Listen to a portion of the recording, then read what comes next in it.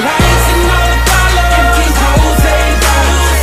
Custom materials with your lace full throttle. That's money, that's nice. I do it cause you did it. Ask me who I do it for. I tell them I do it for the city. I do it for the city. I do it for the city. Tell them I do it for the city. I do it for the city. You do it for the city. You do it for the city.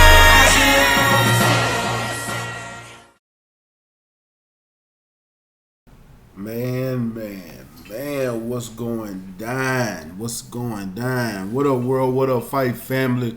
It's your boy Mac with StayReadyBoxingTV coming at you with some news you can use and another ringside views. And I got my brother, my co-host, my ace, 503 Line in the building. What's going down, my little brother? Hey, man. Going down. Great set of Texas, man. You understand me, man? Marathon Monday, man. Grinding hard, boots on the grind, man. You know what I'm saying? We splashing in high fashion. You understand me, man? Turn up. Man, it's going down like 10 toes and shoe soles. You feel me? You feel me? Goddamn.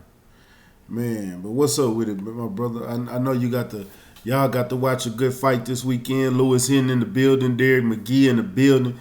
Man, I know I only really got to see one of the fights. I did want to see Brandon Figueroa, but as far as and I really didn't care for Leo Santa Cruz.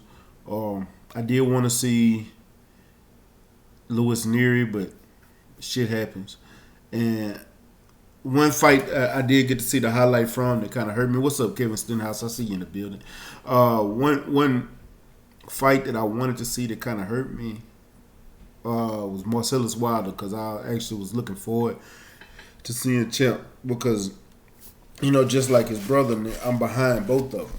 And, you know, to hear at the fight and to just get the news that he got knocked out, you know, he was dominating the fight and then just caught one.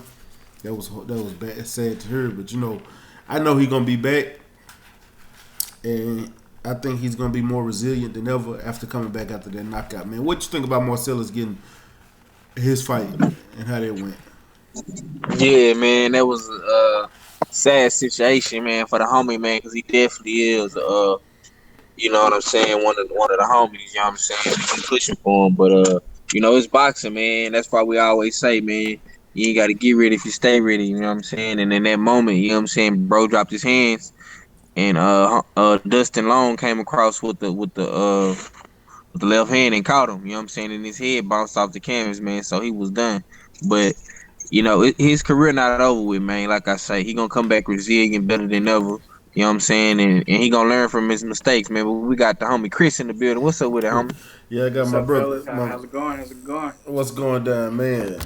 A good weekend of fights. I didn't get to see much of it, you know what I'm saying, because I was at the local fight, but. What did you think about this weekend of fights?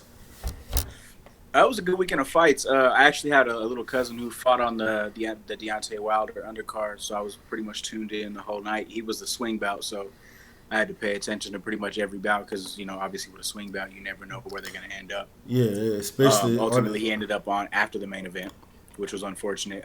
Just had to kind of watch that one on somebody's phone on just a live stream, but it was some good fights, man. It was some real good fights this weekend. Wasn't too impressed with the Santa Cruz Flores fight. Besides that, it was like I said, it was really good fights this weekend. Right on. Shout out to Omega Red, Winston Lee, Big LT, New Fat Boy Fitness, and Lawrence Williams in the building. I see you guys, man. I really didn't get to watch anything. Only thing I did see was the Wilder fight, and I seen highlights from Marcellus fight. But as far as my recap from the weekend, you know. I had an interview with Gabriel Slick Smith Tuesday. He ended up with a draw this weekend. It was a good fight, but coach told me he broke his hand at the beginning of the fight in the first round, and for him to continue on through the fight with a broke right hand, that's his power hand.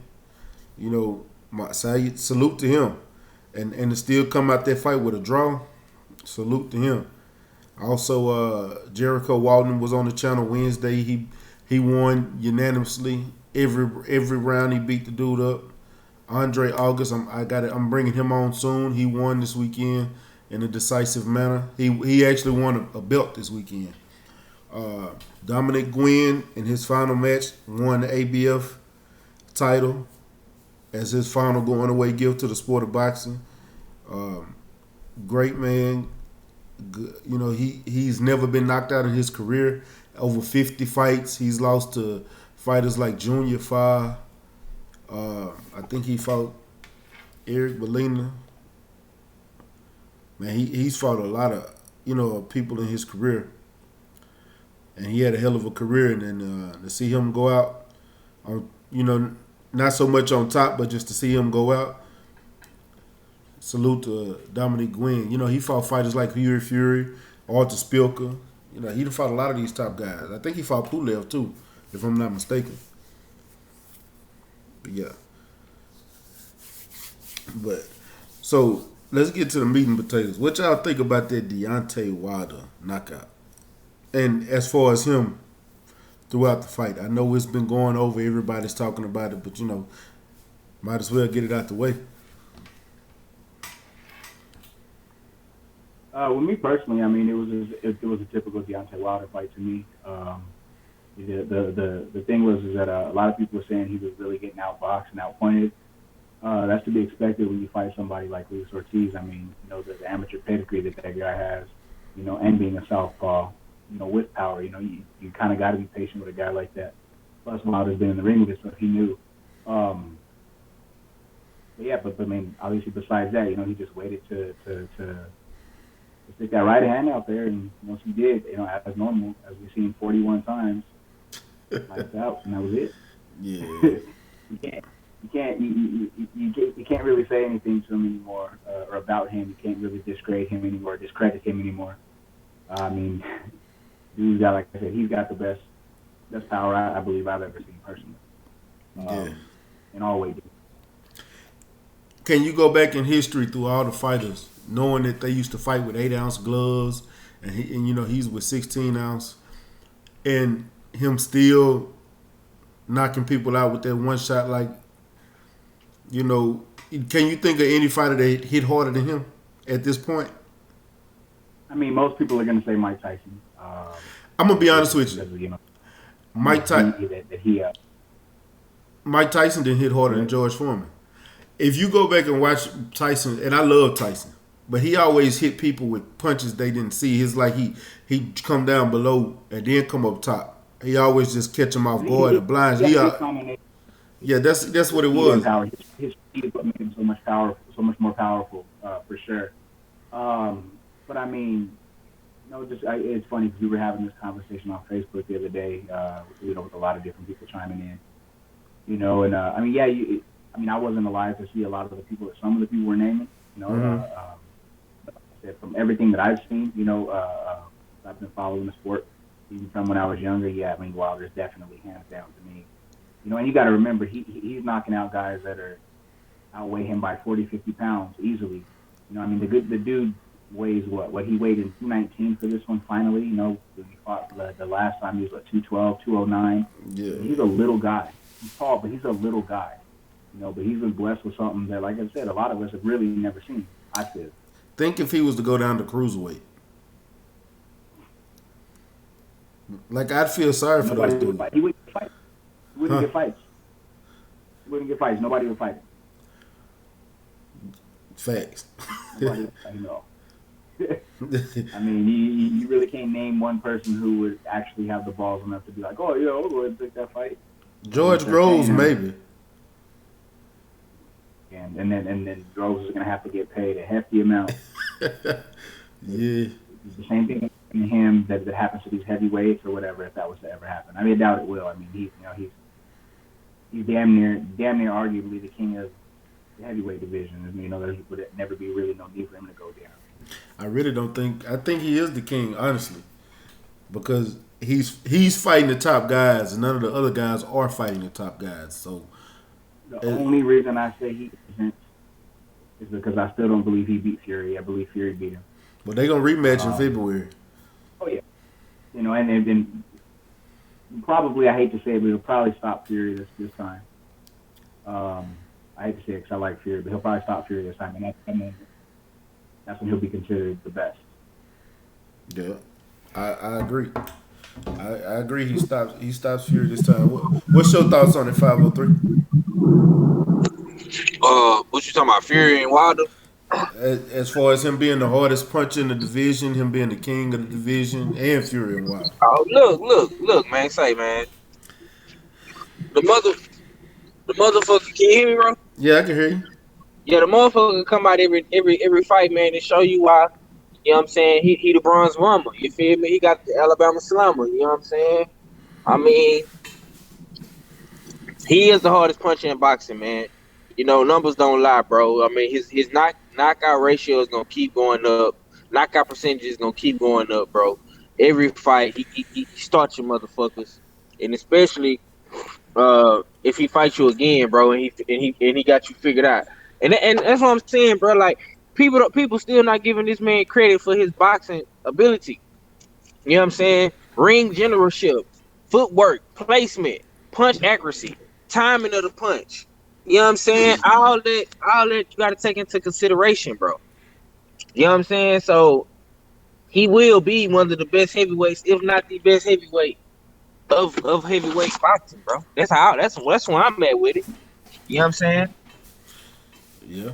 Especially if he beat Anthony Joshua, Dillian White, Andy Ruiz. Come on, bro. What we talking about? But you know, I think Anthony Joshua said in the interview the other day that he's not looking to fight Wilder anymore. That's exactly what he said. Which kind of people? Joshua's got to worry about getting past Ruiz first, and I don't think he will. Me neither. That fight in 2 weeks actually. What's your thoughts on that fight? I think it's going to be a repeat of the last fight, honestly. It'll go a little longer because I believe Joshua's really going to try to stick and just move. He's just going to try to jab and just run, you know. But Ruiz will eventually get to him, I feel. Probably 11th round stoppage, I would say. I think it's one for Ruiz. True. I think if he stick and move, that's going to be a detriment to him. Because he don't have a good jab. He does not have a good jab. And he tried that same technique on Povetkin and ended up getting hurt. And he had to start throwing combos. So, if you get in that wheelhouse and exchange with Ruiz, that's dangerous. Especially if Ruiz coming in a little lighter, faster, probably hitting just as hard. You know, he's just, like I said, lighter, faster, more athletic now. You know, he's actually taking care of his body because he has a career now. Yeah. So because he was actually going to give up. Yeah, it's going to be dangerous for Joshua. I'd be hard pressed to say if we even ever see Joshua fight after this next fight. I think we will because he don't have. Where's he going to go? I just don't think he'll fight anymore. I mean, if he does, he's going to fight a couple of tomato cans over there in London. Oh yeah, he's never going to be nowhere near what he was. You know, he's already reached his ceiling to me. You know, being on the local circuit, he can still make decent money fighting the Dillian Whites, the Huey Furies, the Joe Joyces. He'll be a great gatekeeper over there in England. Yeah, over there, yeah. A bit of money, but who's gonna want to see it though? Honestly, I wouldn't. Trust me, bro. We're not gonna watch it, but them guys over there will. Trust me, we deal with these guys every day on the internet, bro. He will have a fan base, win, lose, or draw. You know what I'm saying? Hey, but will he have it inside him to keep fighting though? After he stopped twice, like some short little pudgy Mexican dude. Bro, I'm gonna tell you why. They still gonna be calling for the Deontay Wilder Joshua fight. They gonna call for it because he's gonna be the only money fight for him. Yeah, man, that's just one of them fights that gotta happen, Chris, bro. Come on, man. That's just like Errol Spence versus Crawford. You is never gonna look at Errol Spence as a great fighter if he don't beat Terence Crawford or if he don't fight Crawford. I'm not saying that. I'm just saying I don't believe Joshua is gonna have it in him to continue fighting, especially if he gets knocked out in 2 weeks. Oh, okay. Is it the 7th? Yeah. No. Is it the 7th or the 13th? I know. The 7th, bro. The 7th. So he's fighting. December 7th. Okay. So he's fighting the same weekend as Jamal Charlo. Right. All these fights is coming up, bro. But you know, they fight is in Saudi Arabia, so it's gonna be in the daytime. Daytime. You know You what I'm right. saying? It's gonna be So- man. Damn, that fight gonna be early as fuck. Yeah, it probably be 1 o'clock, 2 o'clock, 3 o'clock, some shit like that, man. Yeah, something like that. You know what I'm saying? Something like that. Yeah, but like I said, it's not that I don't believe that fight needs to happen. I mean, everybody's gonna tune in for that fight. Referring to the Wilder Joshua fight, but like I said, I just don't feel Joshua's really gonna fight anymore if he gets knocked out next weekend. Really don't. So I got a question for you, Chris, because you ain't been on here in a while. If Joshua loses to Ruiz again, and the Ruiz Wilder fight happens, is that a bigger fight than Joshua Wilder? Is it a bigger fight to To the fans, You know, to the the- boxing fans. the boxing fans? Is it a bigger fight? No, I don't feel that it's a bigger fight regardless. It was the allure of Joshua, his size, his strength, you know, his background as far as his amateur pedigree, you know, and it was already being built up as a massive fight, you know, and like I said, Ruiz just came out of nowhere. You know, to the hardcores, is it a bigger fight? Absolutely. I believe it would be. Because I think Wilder starches Joshua in 3 rounds or less. Yeah, that's my sentiments exactly. But like I said, to the hardcores, I think it'll be a definitely more intriguing fight, and it should be a bigger fight to the hardcores. But to average fans or, you know, randoms tuning in and whatnot, as some do to a lot of these fights, no, it definitely won't be a bigger fight. Man, I 100% agree with you. Shout out to Alan Johnson. I see you in the building. Ohio runs boxing in the building. He says, Ohio, while the right hand, don't care about people's opinion, but my Ohio boy Shavers is still number 1 on my list. 74 wins with 68 KOs. Ohio. Hustler Slim said a lot of Tyson KOs came from the fast combos, and a lot of his opponents got up and was able to continue some for a few rounds. Wilder knocked people dead, Fury included. Facts. Hey, I want to ask Chris this, man. I know you in Colorado, man. So what's the word with Team Bud, man? Is boys training to make a statement up there or what, man? I know you got the inside scoop, man. Tell me something good, Chris. Yeah. I mean, with them, it's really the same old two-step with them. You know, it's always a grind with them. You know, and he brought in a couple other guys because I don't know if you knew that Maurice Hooker is now with them. Part of the team. Sparring? Maurice Hooker and no, he's sparring everything. He's a part of the team. He's with the whole trainers now. Breaking news! Oh, wow, that's interesting. Oh shit! I actually got a call. I got a text from Bo probably 4 or 5 days ago asking me if I would set up some sparring for Maurice Saturday. So I'm in the middle of working on that, trying to get somebody for him, a couple bodies for him to work out when they come down Denver next Saturday. This Saturday. Oh man. But yeah, and what's the other cat? Rob Brandt. It's the same thing with him. He's now a part of the stable. Rob Brandt moved over there too. Yep. Damn. Rob Brandt moved over there too. You know, they keep growing and they keep getting, you know, the right guys in there. I feel. I actually want to see Rob Brandt face Demetrius Andrade, but damn. I want to see somebody face Demetrius, please. I want to fight that man. Shit. Man, But yeah, everything is everything with them. I mean, it's the same old two-step. He's definitely training. I mean, I definitely feel he'll make a statement. You know, obviously based on who he's fighting is mandatory. Clearly, it's not all the fights that we want to see him in.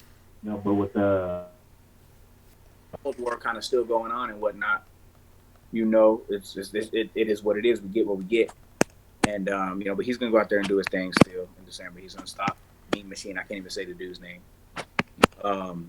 Like I said, it's back to business. Yeah, back to business. Damn. And so, as of right now, we know that they done added Maurice Hooker and Rob Brandt to their stable. Anybody else? Is just those two? It's those two are you know, the high profile names. There's a couple of other guys. there's a cat from Ohio. I forget his name. He's like 9-10-0. Really good guy, really good boxer. Tall, long, rangy. And then there's another kid from Ohio, short, stocky, really buff dude, Quayshawn Taylor or something like that. I think his name is. But yeah, I mean, they got a nice little solid stable. You know, a lot of guys that that you ain't heard of. Obviously, the WCAP, and the guys up there at the OTC, they come over and get a lot of work with a lot of them guys and stuff like that. Plus they got their same old guys from Omaha. Was it Steve Nelson, Kevin Ventura, who I think is a fantastic fighter. Definitely look on the lookout for that guy. He actually signed with Golden Boy. But yeah, I mean, they're always doing their thing, man, and it's always good to be involved with those guys. It's a bunch of great people. Okay. Damn, it still done caught me off guard. I wasn't expecting to hear no shit like that. Damn, Money Mo Hooker, the mighty Mo, is signed with BoMacc. And I think he's been there. He's been out there for a while because he went out there and started up a camp along with Jamel Herring when Jamel was training for his camp, for his fight. So he's been out in the Springs for, gosh, I want to say maybe going on about 3 months now, 12 weeks. Because obviously once Jamel's camp ended, Bud started right away. So they just went there and to Jamel's fight in California, came right back to the Springs and just kept working. Okay. Yeah. I'm ready to see how you gonna come about looking after being with BoMacc now, training.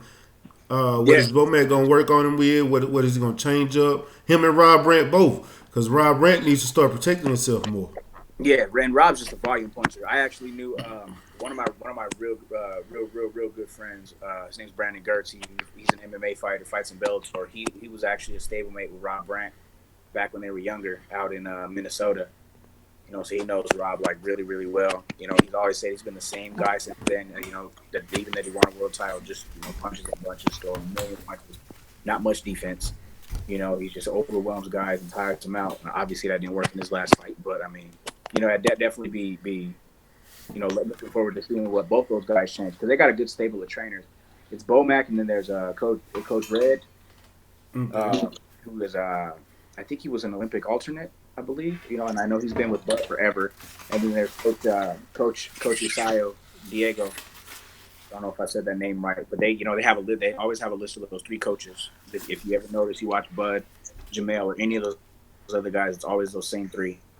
So they got a lot of coaches who work with all the fighters and stuff, and they do their thing, man. So it's gonna be interesting what how Rob and Hooker come out looking their next fights.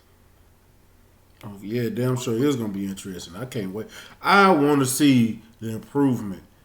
I got to see the improvement with that. Yeah, I mean, like I said, I think it's gonna work, man. Because I like those guys, man. They're all about their business. They have their fun and stuff, but they're all about their business, and I appreciate that a lot. So I definitely know it's gonna be beneficial to all parties involved, with everybody there for sure. Yeah. Man, much respect. So what's the news on Manny? And is he coming back? Is he gonna still? I know he's doing the fire. As of right now, I don't think so. I think he might be done. Honestly, he's just like I said. He's in the academy. He got hired on the Denver Fire. He's just working. He's got his little family. He's getting ready to get married next summer. And he's just focused on that, I think that's just a little more important to him right now, which is totally cool. I mean, the dude, did his thing for a while. He's still very popular locally, but as of right now, I don't think that, I think he might be done. Okay. So what about any of your other fighters? Do you have any fighters I need to be looking out for? I got a couple young cats up and coming, and I'm actually working on some Texas guys now. You and I talked about. I don't live in Denver no more. I now live in Texas, El Paso. Yeah, I might have to fly out there one weekend. Man, it's not as bad as people think. I love it out here. I tell you, it's just hot. That's it. Yeah, and it's definitely hot. But like right now, it's just nice and cool. I mean. Like I said, I go to the stores right now and people are bundled up and like today, I like going to the stores. I went to the mall everybody in there had on their little winter jackets and their scarves and stuff. I'm literally walking around in some shorts and a tank top, like it's normal, like normal Colorado weather. You know, so it's not too bad out here. But yeah, so I've been working on some things for out here too. Checking out a few gyms. You know, I still haven't figured out what gym I'm gonna start going to out here yet. Man. But it's only a temporary move for a year. I'll be back to Denver in November next year. So definitely got some stuff working. There is one kid that I'm actually working on trying to get on the stable right now. He's a local cat from Colorado. You know, he's in a tough managerial situation. Manager won't let him out of his contract. He's kind of just icing him at the moment. But as soon as I get my hands on this kid, you definitely watch out for him. 118, 122 pounder. The kid's tough. The kid's solid. And who is he signed with right now? Oh man, I can't remember the gentleman's name offhand. He has ties with Floyd Senior. So the kid went out there and trained a little bit with Floyd Senior as well. I can't remember the guy's name though. Really just a guy who kind of just threw names out there. He just name dropped who he knows, and he can bring you out here for this, that, and the third. As you know, some managers do. You know, once he got him on the stable. He hadn't even gotten him a fight, and he signed like a 3-4 fight deal with him. Hadn't even got him a fight. A local guy got the kid a fight out in Denver about 6 months ago. You know, and the manager ain't have nothing to do with it. So, like I said, it's just a shitty situation for the kid. And yet he's still gonna fuck around and have to pay his manager. Yeah. You know, and even the manager was like, manager even told him, he said, yo, man, go ahead, get your, you want to get your fights, whatever. He's like, you just pay me all the fights that you get for these next 3 fights. He's like, and then, you know, you're obviously done after that. But regardless, you still got to pay the man out. So, like I said, boy, I'm working on a couple things to try to get him out of that and get him over with me. And once I get him with me, because I actually, when I was a matchmaker for a local boxing promotion out in Colorado, I got this kid his first 3 fights. I matchmade his first 3 fights. I got him his first 3 fights, you know, but I wasn't really managing anybody else besides Manny. I didn't care to at the time. But I'm gonna get him on my stable, man. You know, and the kid's tough. The kid's called out everybody and their mama from 18 to 26, even to 30 at some point. Damn. You know, so I look at him like I look at Shakur Stevenson. That's saying a lot. That's saying a lot. What's his name? I want to look him up. His name is Andrew Strode. Andrew Strode. I'm definitely looking that up. Super fast, man. Super fast, quick jab. Moves very well. He's got a lot of swagger, a lot of style to him. Matter of fact, send me his name so I can look him up and see if I can find any videos on him. Okay. I know there is some. I mean, I put one out for one of I think it was like his second pro fight. Matter of fact, send them to me. I'll send it to you right now. Hold on 1 second.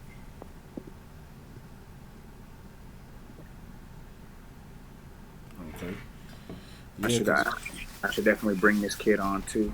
I'm definitely down. You know, I do all my interviews on Tuesday now, so I'm definitely down. Definitely. Yeah, there's 3 of his fights on here.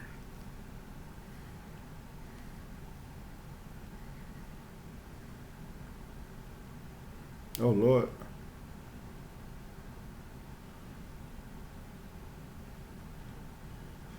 Just lost Chris. Let me read some of these chats. What's up with it? Ramsey Sutton III. I see you, my brother. I see you. Trick Noty in the building. What's going down? Ohio runs boxing. Took a comment away. Hustle Sim. Trick Noty. Salute. TJ Wilkins. Salute. Man.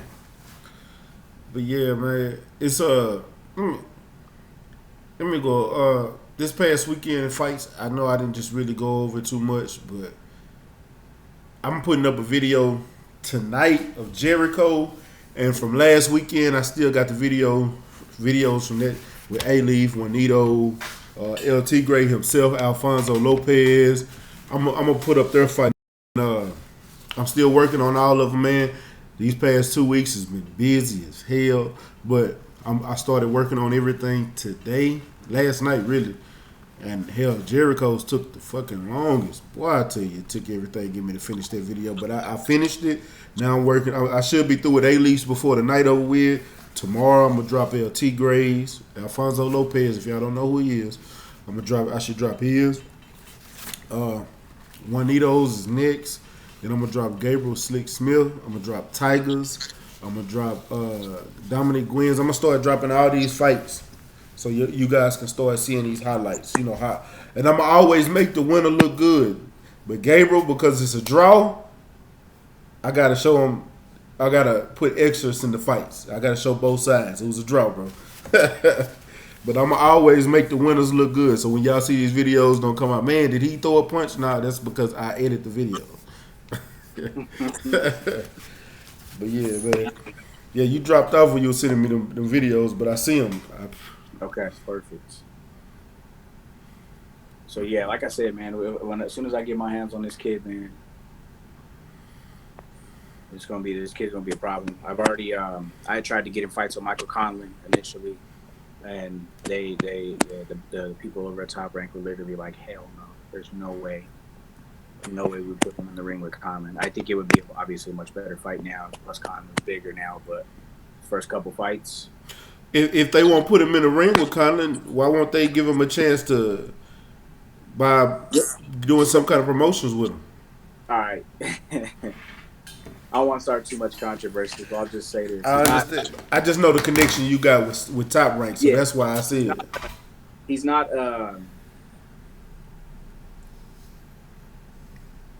He's kind of more of like a Mayweather style, like I said, really flashy, a lot of swag, like type fighter. You know, first few fights, didn't really go for the kill as he should have.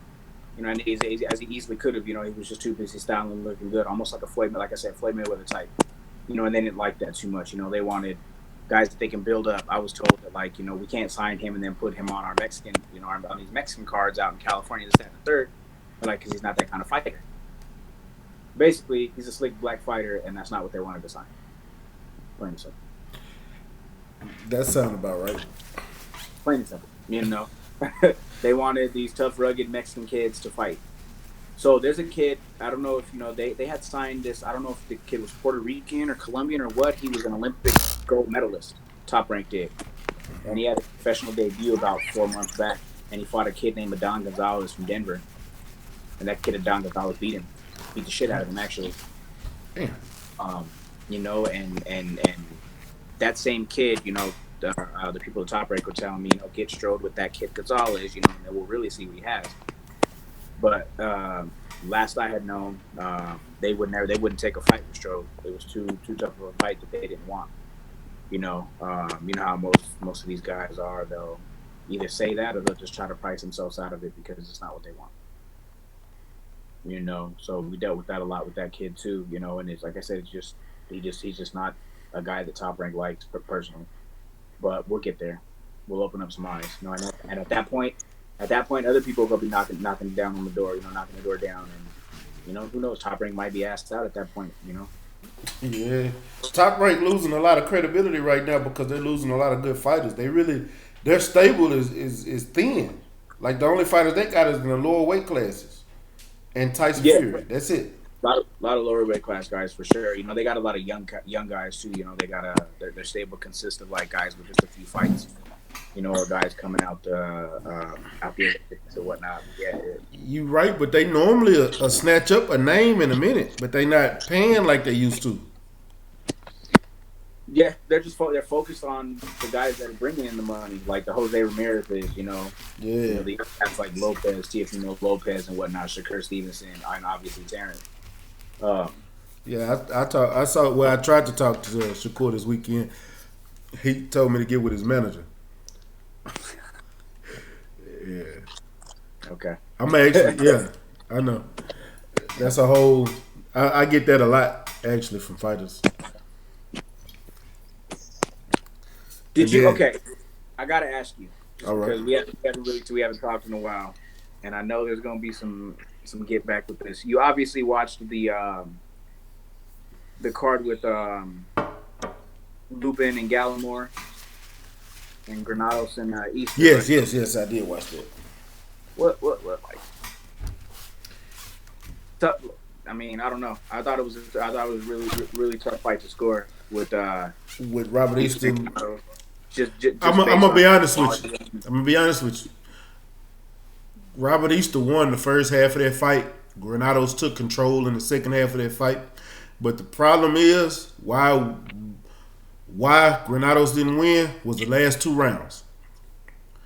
Those last 2 rounds, Granados should have took control and took those rounds, but he didn't. Round 11 was so close, and Robert Easter made a statement right at the end to kind of steal the round. In round 12, he just pot shot it and tried to stay away from Granados. Like I said, I definitely. Round 10, it was 9-10 because it was a 10-round fight. 9 and 10, 10 he stayed away from him, and 9 he just he took the round. But Granados could have won that fight. It was just tough, man. It was a hard pill to swallow. Like I said, just based on sheer volume. That fight reminded me of the Neary Mom fight. The only difference was that Easter had the gas to continue to go, and Amir Mom didn't. Obviously, that's why Mom got stopped. But I still felt it was the same thing. I mean, just Easter landed probably the more showy shots, and maybe even the heavier shots. But just the sheer volume and pressure and whatnot. It just depends on what type of judge or fan you are with that one. That one kind of hurt a little bit, like I said, just based on that. But I'm not saying that he wanted going away, but I definitely feel it was a close fight. He shouldn't have. Granados should have let his hands go a little bit more too. Agreed. He started letting his hands go in the later rounds, but like I said, in the first half of that fight, Robert Easter had already won because he wasn't letting his hands go. Yeah, he won. Like I said, you're right. He won about maybe the first 4 or 5 rounds. I definitely would give him that for sure. I have no argument here, but like I said, that was a tough one, man. I was just curious as to your thoughts on that one because we haven't talked about that one. Yeah, we hadn't talked about that one. Matter of fact, since you on and we ain't talked in a while, I gotta ask your thoughts on that Canelo Kovalev fight. I gotta ask you your thoughts. I need to know your thoughts. It was terrible. Shit. I'm not a big Canelo personally. I used to be a big Canelo fan. Kovalev was already had one foot out the door. Canelo was definitely on that juice or on that Mexican meat. And clenbuterol. Yeah. Hey, he was cut. Yeah, how did you gain weight and still be cut up the way he was? Doesn't make sense, man. You gotta look at his back. Yeah, I was back. You know what that means? Yep, because I was looking for rolls on the back. Like most of the key example, my brother Jericho Walton fought. Jericho is a 140-pound fighter. I normally see him cut up. I don't see any rolls or nothing. This fight he fought at 140. You could see rolls on his back. He wasn't muscular, and he had to drop. He was 185. He had to drop those pounds in 6 days before this fight. And went in and did his thing, but he said he'll never do that shit again. But he had a lot of shit going on the outside. But just thinking about that, and then I go over to Canelo. Canelo, you're a 160-pound fighter, and you gained 15 pounds.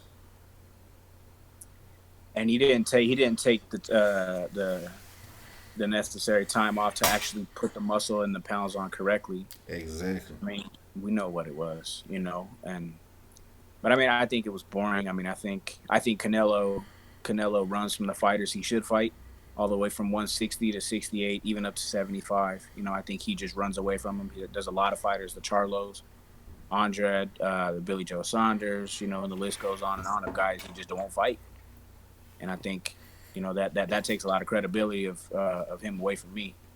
I take a lot of that away from me because I don't respect that. And I interviewed Kathy Duval Saturday. I wanted to ask her about that fight so bad. I really did, but I didn't. I didn't because I didn't want her to feel any kind of way, and I wanted to build some kind of relationship that maybe later I can start asking some of those hard questions. Me being new, I'm gonna try to build some kind of rapport with him. But that was I wanted to ask her so bad. I did, but I asked her just the easy question. Yeah. Just like you said, to build a rapport and Yeah. to build a friendship. So that's smart. That's smart on your part. Yeah. I'm yeah, man. But like I said, I was just Canelo. I don't have much to say. It's Yes. not a big Canelo fan. Yeah, I'm not anymore. Before all the drug and everything, I would literally was a Canelo fan. I got a Canelo head in my room right now that I haven't worn in. I don't know. It's been a while. And I just be thinking about it. I'm like, damn, I liked that dude. This dude is just steady making me look bad. He not taking fights. He's ducking for fights. To be honest with you, if he would have unified 160, he'd be the first Mexican to ever do that. Won't do it. Won't become undisputed. He's running. He's running. He won't go to. He's He running. won't fight all the fighters at 168. You can fight any of them. You wouldn't fight Callum Smith, but now you're talking about fighting Billy Joe Saunders. So you're gonna drop 7 pounds to go down and fight Billy Joe Saunders. I'm like, man. I mean, one of the things that I feel that he does, just thinking about it, is that he stays away from black fighters. He stays away from boxers. Yeah. Oh, he'll fight a Daniel Jacobs because he know Daniel Jacobs get in the light and don't fight his fight like he's supposed to. He get way away from the game plan. Like when he fought Austin Trout, I mean, that was, Yeah. that was a tough one for him. And guys, like speaking of that, that's somebody who I've already contacted and developed a little bit of a relationship with out here. Is Austin Trout. He's about 30 minutes away in Las Cruces. Oh, I don't know. Austin. Oh, he's in New Mexico. Yeah, but that's literally 30 minutes away, about 30, 45 minutes at most away from where I am. I've already talked to him. I was supposed to go down up to the gym this week.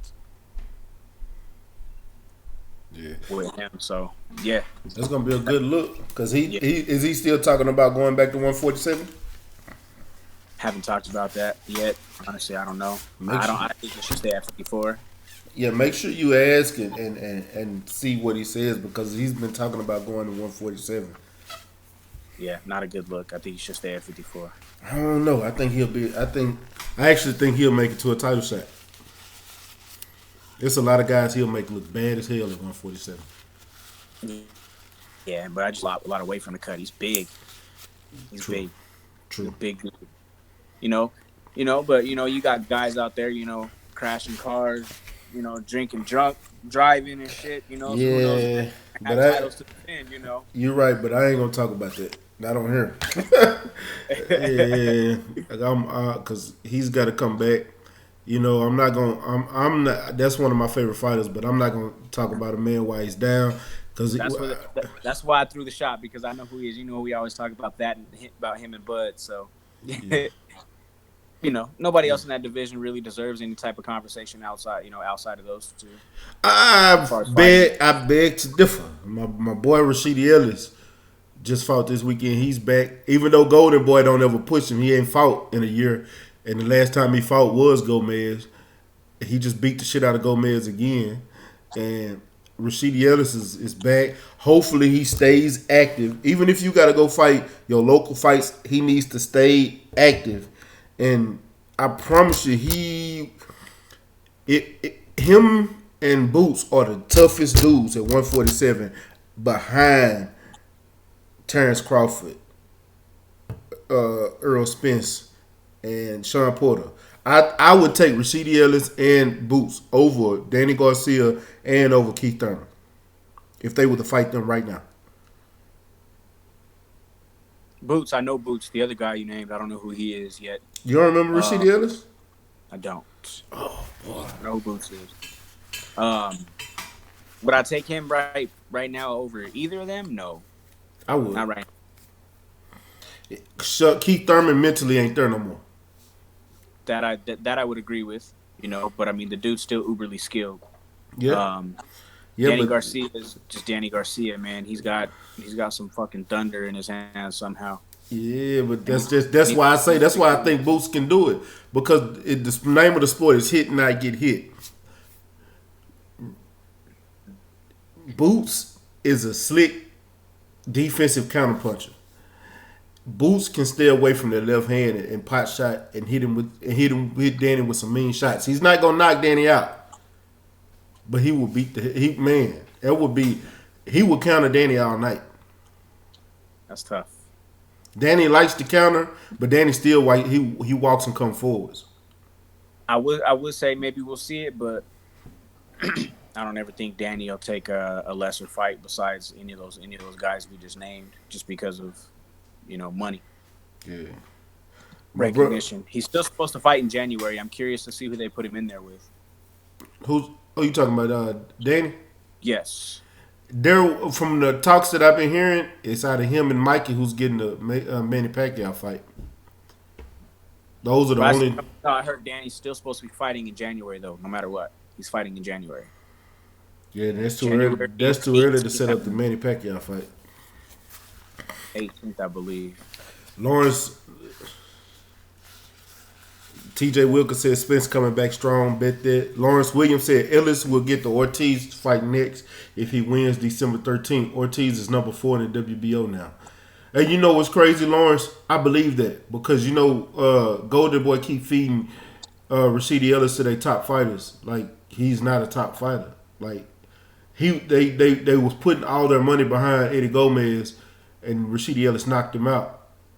They put Rashidi Ellis on the shelf, but kept pushing Eddie Gomez. And then when he come back, y'all got him fighting for a rematch, and he beat the hell out of Eddie Gomez. Like I don't get that.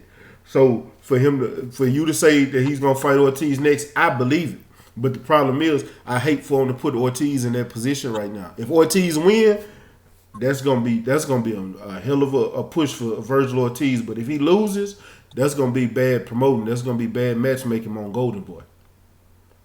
And Ortiz can punch, and I'm 100% behind Ortiz because he's from Texas, he's from Dallas.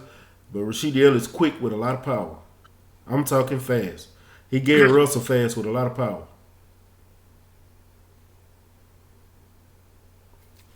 That's just What was that? Josh Taylor or Jose Ramirez?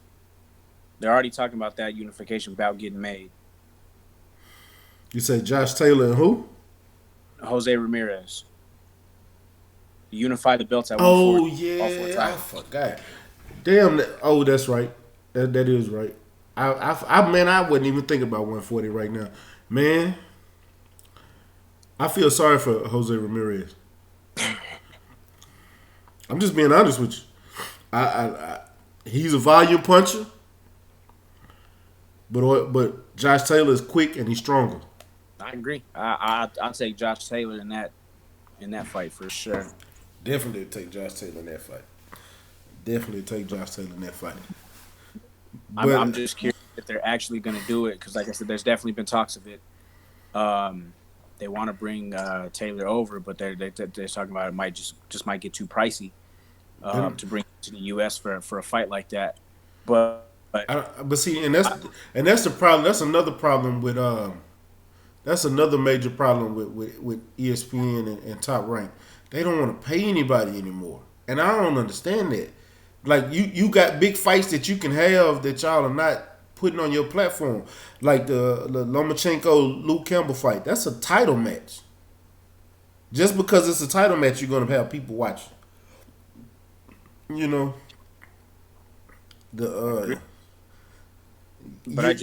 You don't want Terrence Crawford to fight Earl on the PBC, but y'all don't want to pay to have Earl come on ESPN. Like I'm not understanding the concept here.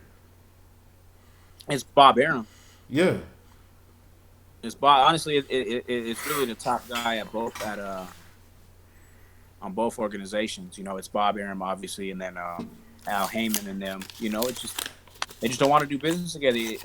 As you know, boxing's a greedy sport, especially at the top level. You know, and nobody can take a 50-50 split. They can't split things. Like they can't do it. Like I thought a lot of that was going to stay broken when Mayweather and Pacquiao did it, but. You know, it happens every so often, but, you know, not as much of these top fighters like it should. You know, I mean, I do know that Arum did make an offer to Danny Garcia to come over and fight Terrence Crawford, but Garcia declined that numerous times. I think it was like $3 to $4 million. You know, Yeah, but then they go off and pay Amir Khan $7 million.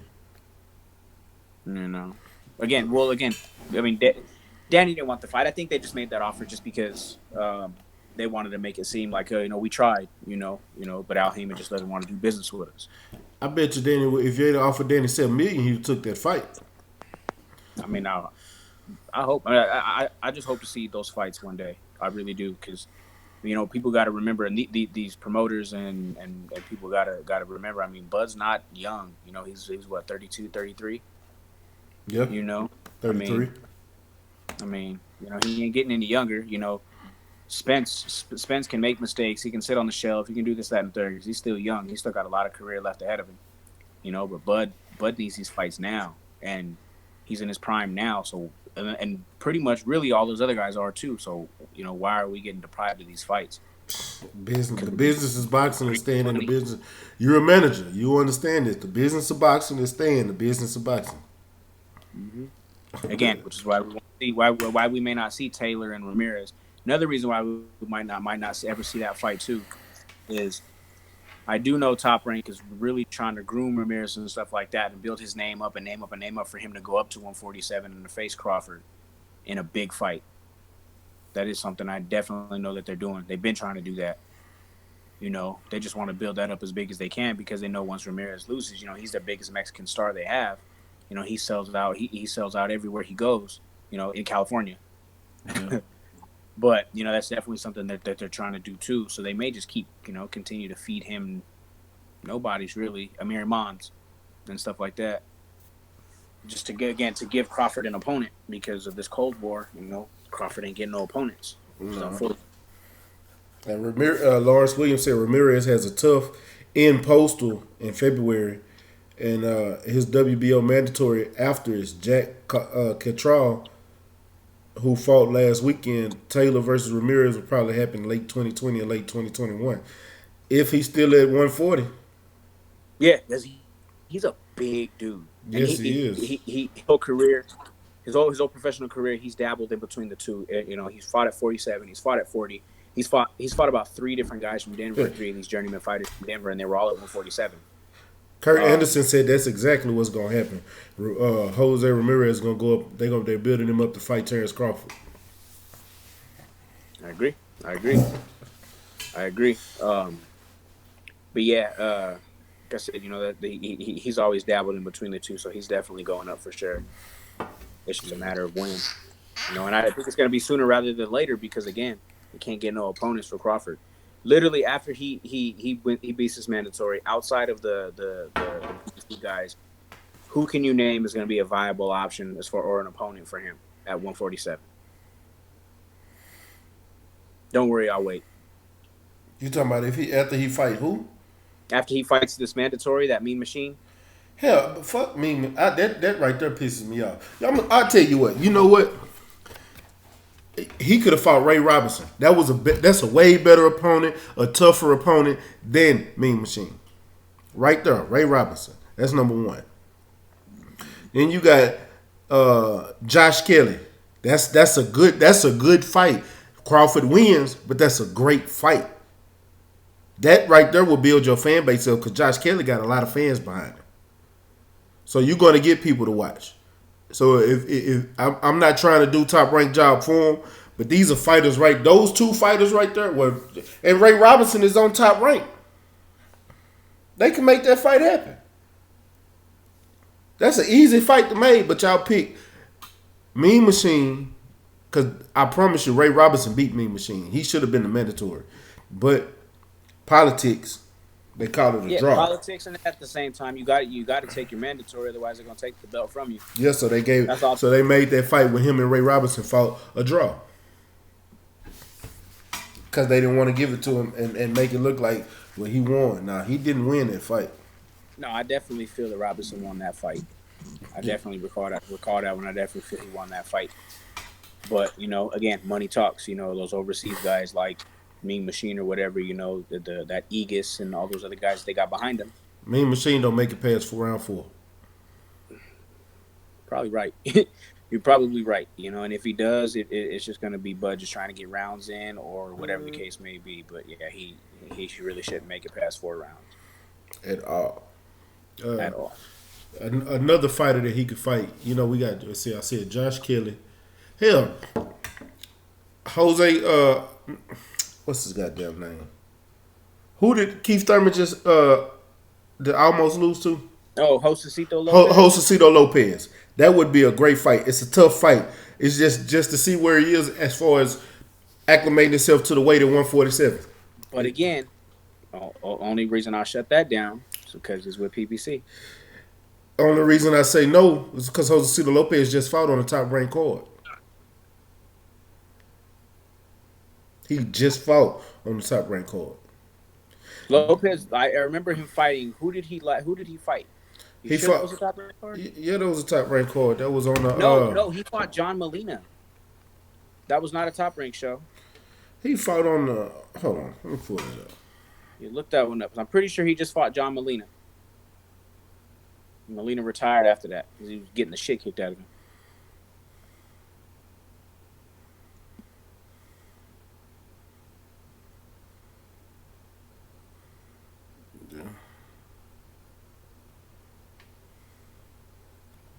To the event.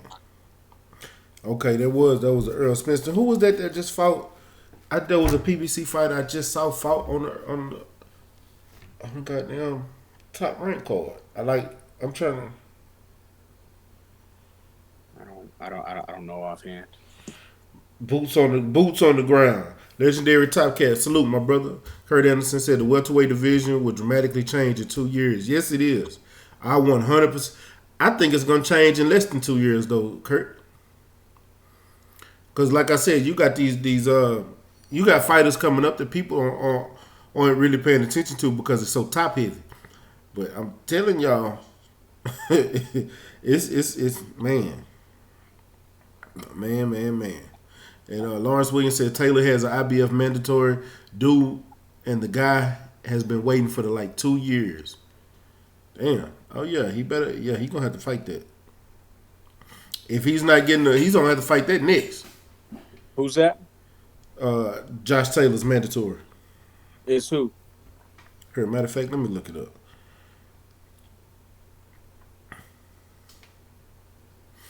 Go on Boxline real quick. Let me find out who his mandatory is.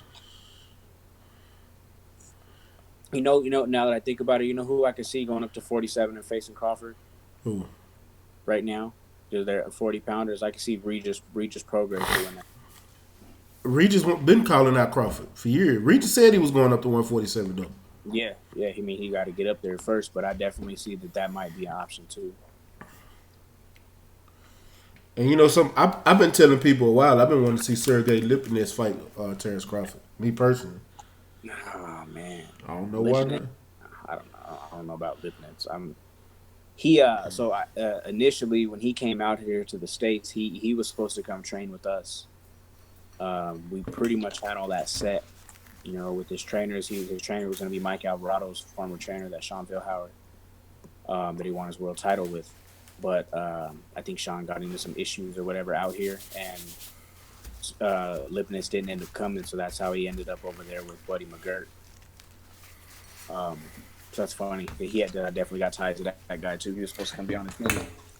I like Buddy McGirt, but dog, every one of his fighters is either they from Russia. Every single one of them. They come over and get that money. You ain't lying. I would love to see him. He was training Granados for the Easter fight. Who? Buddy McGirt? Buddy McGirt was. But he didn't go to the fight and wasn't at the fight because he had his last week with Kovalev. Yeah. So he wasn't in Adrian's corner for that fight too, or that fight either. But yeah, he was training Granados for the Easter fight out in California. Yeah. Didn't know that. Well, you dropping some gems on me today. So we got Mighty Mo Hooker is a BoMac fighter now. Him and Rob Brandt. Sergey Lipinets was supposed to be in Colorado training with y'all. Then you just told me Adrian Granado's been training with Buddy McGirt. That's 4 gems you done dropped tonight. It's been a while. I know. It's been a while. It's been a while. But yeah, but I'm just curious to see how 2020 is going to be. I feel 2020 we're going to open up and get a lot of fights that we want to see. Do you think we're gonna get you being a manager and you hearing all these talks in the background and getting all these the news that a lot of us don't hear? What is some of the things that you've been hearing, about any of these unification fights besides Josh Taylor and Terrence? I mean, not Terrence Crawford and Jose Ramirez.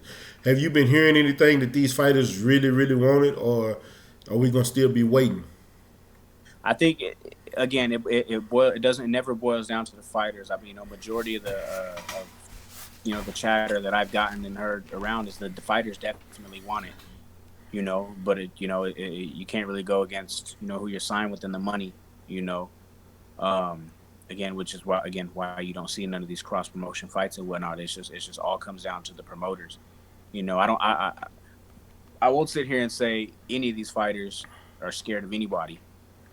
Of any other fighter, like I said, it just boils down to the promoters, and the promoters is what's those are what's janky about the sport. I think we should see a lot more unification bouts, though. Personally, I would definitely hope for it. I hate having to follow 4 or 5, major sanctioning bodies for titles. I think we have too many titles in each weight class. I say 3 should be the max, personally. And yeah, we should definitely have unification bouts because all that does is better the sport. The guy who unifies the belts, he at that point he's definitely going to go up majority of the time. You got guys trying to do that now. Guys like Lomachenko, he should have unified every division he's been in so far. He should have been, but now he want to move up to 135 and become undisputed. Yeah, see, but again, and what does that do? And again, that's taken away from fights that we should be seeing, like fights with him and Gervonta Davis, amongst other guys that are trying to do that. I mean, I definitely know one person that's looking to do that right now is Jamel Herring. He called out Burchelt again. What's funny is Burchelt was at the fight that he won the belt, and Burchelt called him out, got the mic, called him out. What happened? What? They on the same platform. What happened? To my knowledge, Burchelt didn't want to fight Herring. He wanted a bigger name. I mean, they brought him there for that, but he wanted a bigger name. So that clearly that's what took him out of that running. I mean, I definitely feel that would have been a great fight for both guys. And Jamel wanted it. Jamel's still calling for it right now. He called for it again after this last fight. But again, that's another thing too. Is a lot of these guys are just going off names. You had guys like before Josh Taylor won that IBF title, he beat Ivan Baranachek, Hey, and nobody would fight the kid. You remember he didn't have a big name. The name I was looking for was Luis Collazo. Lawrence Williams came out. That's who I was thinking about. Not Jose Lopez. Luis Collazo fought on the ESPN card. God damn it! I knew it was coming to me. His last I believe 2 fights have been under top ranking on ESPN. Collazo. Yeah, I would love to see. Now I know Terrence Crawford should beat the shit out of Luis Collazo. He will whoop Collazo's ass. At the beginning of the fight, Luis Collazo ain't gonna make it easy. I promise you that'll be right. That might be one of Bud's easiest fights. With him fighting Collazo will probably look like him fighting.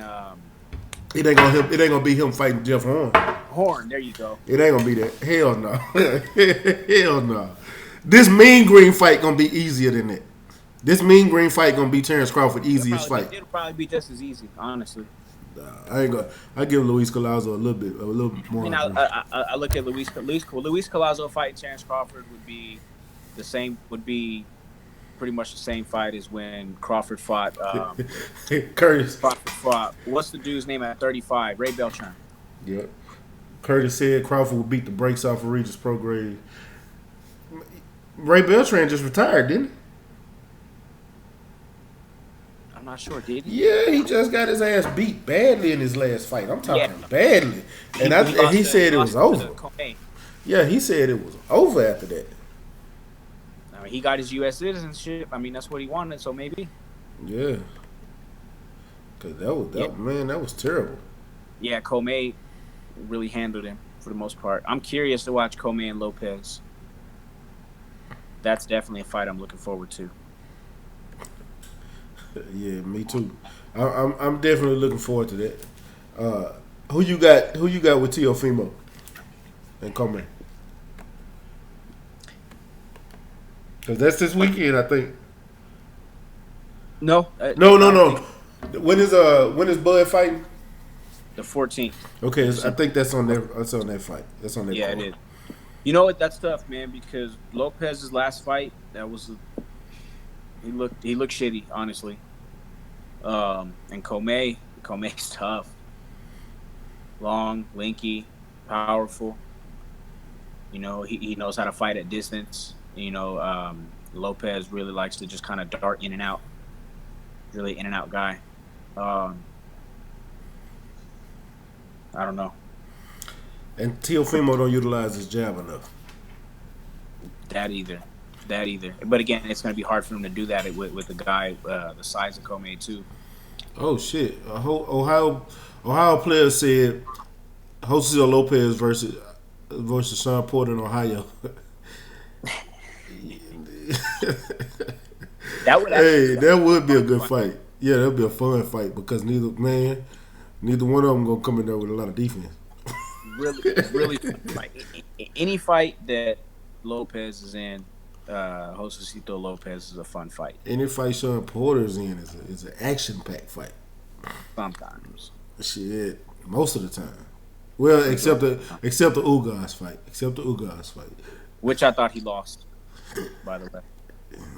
I did too, but Okay. we passed that.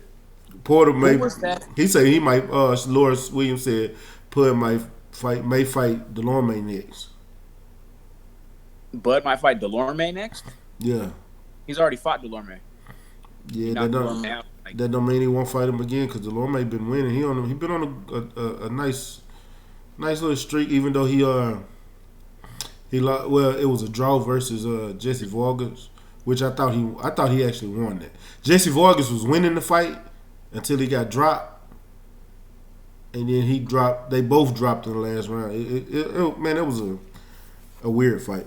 We'll never see that fight again. We'll never see Delorme fight Crawford again. No. Never. Burchell will fight Valdez next if he wins this weekend. Herring will fight Frampton if he wins this weekend. Winner will unify next year. I can see that. I could definitely see that. I think the tougher matchup for that is Herring and Frampton.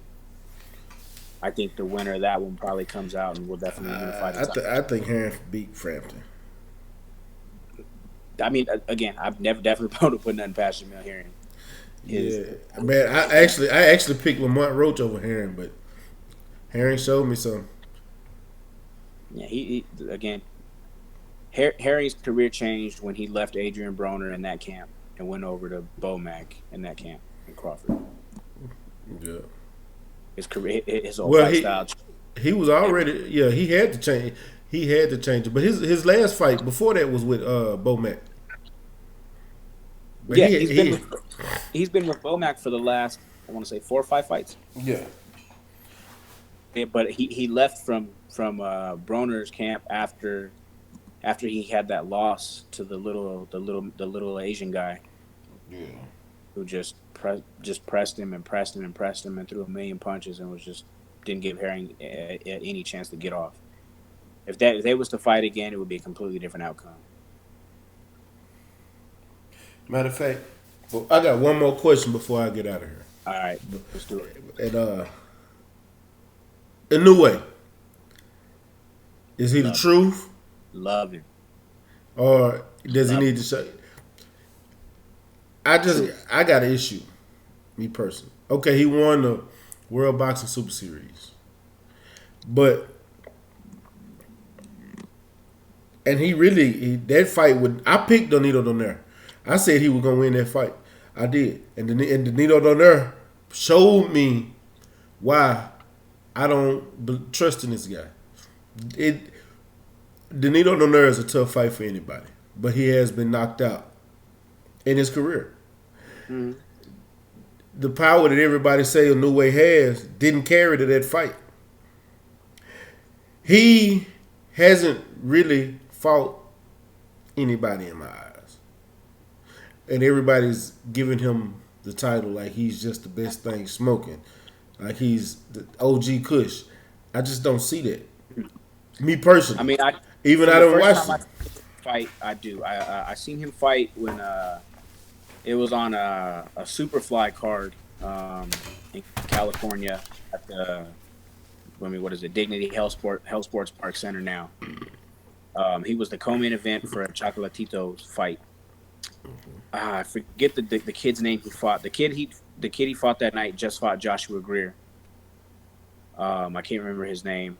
You say just fought Josh Greer? Who was it? Lawrence, who was that just fought Josh Greer? I can't remember the kid's name. Hold on. Tough fighter, Mexican kid. Yeah, it was because Josh Greer couldn't get him out of there. He's teammates. I just Ryan watched Martin. that fight. Ryan Martin and Tim Van Nieuwhouse is his manager. I met all those good dudes out there. Man, matter of fact, yeah, I got one more question before we get up out of here. Yeah, I'm glad you brought that name up. Okay, but Antonio Naives. Yes, that kid.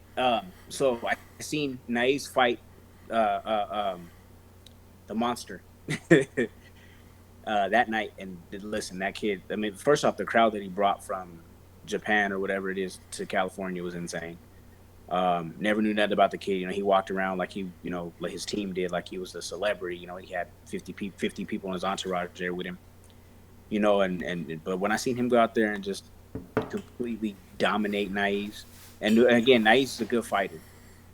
You know, but he just went out there and just beat the holy living shit out of him. Stopped him, I think, I don't know, maybe the 5th round or so. Okay. And when and then I met him after that at the hotel. Super cool kid, very respectful, very humble. You know, like I said, he had his whole entourage with him, but he was literally telling everybody to get out the way. He just wanted to mingle, just be a good kid. And then obviously watching him fight after that during that Super Series and whatnot, I followed him for a while after that. After that fight in California, and every time I watched the dude fight, he just demanded so much respect in the ring. But then obviously fighting Donaire, that changed a little bit because Donaire's a legend. Mm-hmm. You know, and there was a lot of respect there. You know, that was a town business. Yeah, it was a huge step up for him and whatnot. So the fact that he didn't get the knockout didn't deter me at all. The fact that he went 12 rounds with Donaire, who fought very spiritedly and who had something to fight for that night, you know, it was even more impressive to me. You know, if Deontay Wilder goes out there and gets a 12-round decision against Tyson Fury, am I going to look down on it just because he didn't knock the dude out? No, I'm not looking down on him because he didn't knock him out. He's been so impressive throughout, and that people say, because this is my thing. Okay, he fought Naives. I think he's fought 2 other Mexicans besides Nonito Donaire and Naives. For the most part of his career, he's been fighting nothing but Asians. Nobody really just noticed him until he fought Naives. That was the first time we really just, okay, who is this kid? Mm-hmm. But he hasn't showed me enough to where, okay, this is the kid that I need to watch. To be honest with you, just like my brother Kurt Anderson said, he don't have defense. So if he fought somebody tough, if he fought a tough fighter like Louis Neary, who do you got in that fight? I would still take, Neary. The reason I say it is because Neary's balls enough to get in there. It has balls enough to get in there and actually exchange with them. Exactly, but Neary got power too, and Inoue ain't fought. Yeah, I see her. Lawrence Williams said Tete. That'll be a good fight, but I don't know. I don't know. We're gonna eventually see. We're gonna see what Inoue has. With him signing with Top Rank, I can guarantee you, with that 3-fight deal that he signs with Top Rank, one of those fights will be against Joshua Greer. Then we'll really see what the kid's about. It better be. Oh my God, because Joshua Greer that's a boxer, and he got some sneaky ass power. Mm-hmm. Oh yeah, Josh definitely. I remember watching Josh spar with Nathaniel Gallimore and Adrian Granados out in Chicago. You know, that's where I had originally met him. Was in that camp because they were all together as a staple out there in Chicago for a while on the West Side. Um, yeah, so I've known Josh for a while, and yeah, like I said, that's definitely that's definitely one to watch out for. But again, I personally I do feel that is worth it. He's definitely worth the price of admission. Plus, he brings a whole country behind him. You got to respect that. Yeah, I get that. But and the final question before I let you go, Chris. Ryan Martin, Pop Dirty. What the fuck is going on? What are they putting in the water in Chattanooga? He can't fight. And I got an issue with UK because UK suspended him for fucking 4 years. 4 years. That was harsh. Bro, they haven't even suspended Dillian White. He's for to get ready and fight. But you suspended Ryan Martin for 4 fucking years? And what's Jarrell Miller was getting ready to sign with Top Rank. He didn't get no 4-year suspension, and he popped dirty 3 times. Yeah. Shit. Dillian White done popped dirty before. This ain't the first time. But Dillian White popped dirty when he was a kickboxer. Yeah, yep, White too. Yep. But this the first thing that saves White though. The thing that saved White though. Eddie Hearn? Where he is. It's Eddie Hearn and where he is the money. Ryan Martin don't have that much money behind that. And he's just not, when he went out there in that World Boxing Super Series and got his ass whooped by Taylor, a lot of people, wrote him off. And I mean, I don't know. I'm not writing him off, but he did get knocked out. Why he even popped for anything is the bigger issue to me because, I mean, that dude is super talented. I don't understand. I don't understand how he popped when Votto was in the World Boxing Super Series. So where did the dirty UA come from? Good question. That's a good question. That's a and I guarantee you, Votto was a way better than UK it is. Definitely a good question. I'm not sure. Like I said, but that sucks. I mean, I definitely hope he appeals. I hope his manager appeals that and does something to get that suspension lowered because I would hate to see that dude's career go elsewhere because I'm still interested in what he can do for sure. Hold on. Yeah, me too, man. Well, Chris, let me get some last words and tell them your social media. All right, yeah, social media is still the same as it always has been. It's McClain Mestis, kind of long, sorry. MacLean Maestas, and that's obviously Instagram, Twitter, and Facebook. Chris McClain Mestis. All right. Any last words before I let you go, bro? No, man. I just want to say thank you. Like I said, it's been a while. It's been too long. I know we've been back and forth about getting on and stuff. Yeah. I got out the game for a while. After Manny's fight, I've done nothing with boxing. I've yet to even hit a bag since Manny's fight. Since actually about a week before that, I just needed a break. That one hurt. Just need a break from everything. And obviously with moving and stuff. So it's been good to actually get back on and get back to talk some boxing with somebody who actually wants to talk boxing and who knows what the hell they're talking about. I'm gonna get back in the gym. Like I said, back in the gym tomorrow. I got a workout scheduled tomorrow out here in El Paso. Like I said, I've been running around trying to find a gym out here. I'm just about to start going to different places and find somebody out here, a good gym. And yeah, man. So like I said, just thanks for everything. Thanks for all the support as always. Still waiting for my Stay Ready Boxing T-shirt. So yeah, I got you. I haven't even made none, man. The people that was making my T-shirts, I was man, they had to move and gave me all these excuses. So I'm looking for a new person to start doing my shirts. So all right, well, I'm gonna need one. We gotta start spreading that word out here in El Paso. I'm out here for a year, so we gotta get you going. All right, I appreciate it, man. And shout out to the almighty LDBC. That's Lions Den Boxing Community. If you didn't know, now you know. Man, I appreciate everybody that came through and fucked with me, Chris, and 503 today, man. It was a great show. Man, appreciate you coming on, Chris. We're gonna do it again soon too. Yeah, definitely. We gotta make it more of a consistent thing this time.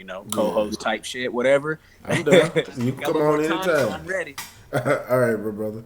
And y'all make sure y'all like, comment, and share this video to all your social media platforms, man. I appreciate everybody coming through. If you haven't subscribed, make sure you hit that subscribe button and hit that bell icon so you can get the notifications every time I go live. And, man, y'all know what it is. It's your boy Mac with Stay Ready Boxing TV. You ain't got to get ready if you stay ready, man. Peace.